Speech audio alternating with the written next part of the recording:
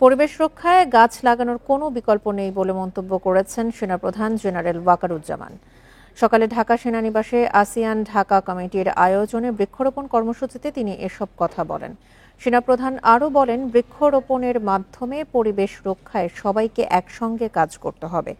আসিয়ানভুক্ত দেশগুলো একসঙ্গে কাজ করবে বলেও জানান তিনি। অনুষ্ঠানে উপস্থিত ছিলেন আসিয়ান ঢাকা কমিটির প্রতিনিধি, বাংলাদেশে নিযুক্ত ব্রুনাইয়ের হাইকমিশনার হারিস বিন ওথমান, ইন্দোনেশিয়ার রাষ্ট্রদূত হিরু হারতান্তো সুবোলো, মালয়েশিয়ার হাইকমিশনার হাজনাহ মোহাম্মদ হাশিম সহ আসিয়ানভুক্ত দেশগুলোর রাষ্ট্রদূতরা। এছাড়াও কুর্মিটোলা গলফ ক্লাবের ভাইস প্রেসিডেন্ট এবং উচ্চপদস্থ কর্মকর্তারা উপস্থিত ছিলেন।